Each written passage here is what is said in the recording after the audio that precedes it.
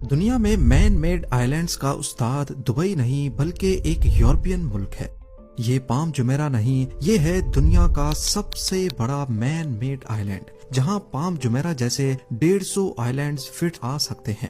Flavo polder نامی یہ island Netherlands کا حصہ ہے۔ اس کا ایریا تقریباً 970 اسکوائر کلومیٹرز ہے، مطلب پام جمیرہ سے 170 ٹائمز زیادہ بڑا۔ لیکن سب سے حیرانی کی بات یہ ہے کہ یہ آئلینڈ پانی سے پیدا کیا گیا ہے۔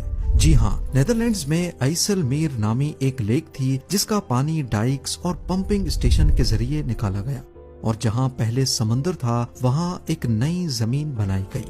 اس پروسیس کو کہتے ہیں لینڈ ریکلیمیشن، اور نیدرلینڈز اس میں دنیا کا استاد ہے، کیونکہ ان کا 26% ایریا آلریڈی سمندر کے لیول سے نیچے ہے۔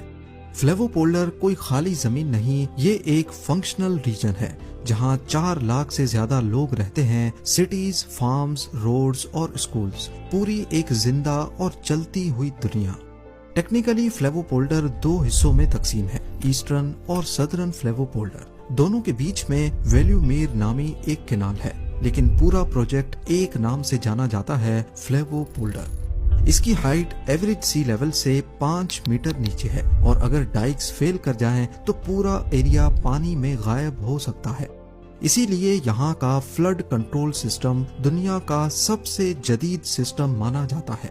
اس آئلینڈ کا آئیڈیا 20th سینچری کے آغاز میں آیا تھا۔ 1950 میں کنسٹرکشن سٹارٹ ہوئی اور 1968 میں یہ کمپلیٹ کر لیا گیا۔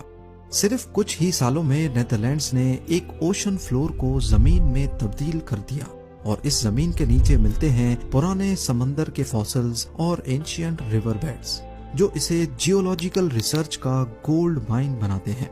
آج فلیوو پولڈر صرف ایک ریکلیمڈ لینڈ نہیں، یہ ایک فیوچرسٹک ماڈل ہے جہاں فلوٹنگ ہومز، ونڈ فارمز اور گرین انرجی پروجیکٹس چل رہے ہیں۔ اور یہ سب کچھ اس ملک نے کیا جس کا آدھا حصہ خود سمندر سے نیچے ہے۔